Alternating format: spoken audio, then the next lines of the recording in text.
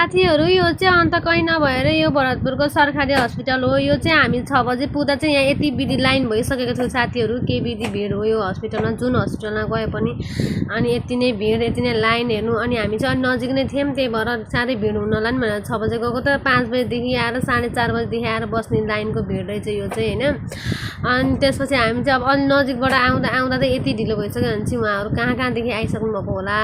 अनि आएर टोकनको लागि लाइन, अनि टोकन पाइसकेपछि फेरि बिल काट्नेको लाइन छुट्टै, अनि बिल भइसकेपछि फेरि डक्टरसँगको लाइन। ए भगवान्, लाइन बस्दा बिहान नै 6 बजे गएको मान्छे हामी त्यो दिन चाहिँ 4 बजेतिर चाहिँ हामी डक्टरसँग चेकअप गराएर औषधि लिएर घर फर्केका थियौँ। अनि यहाँ चाहिँ मम्मीलाई सन्चो नभएर दचाउन भनेर गएको थियौँ हामी चाहिँ।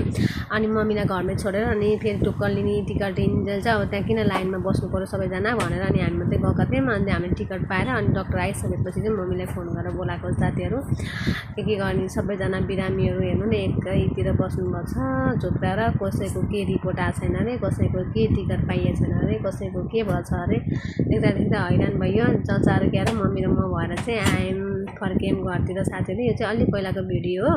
अनि मेरो मोबाइलमा बाँकी नै रहेछ, त्यही भएर पनि हाल न त अपलोड गरौँ न त भनेर चाहिँ मैले भोइस ओभर गर्दैछु साथीहरू। अनि म बाटो कट्ने क्रममा म चाहिँ डराएको थिएँ।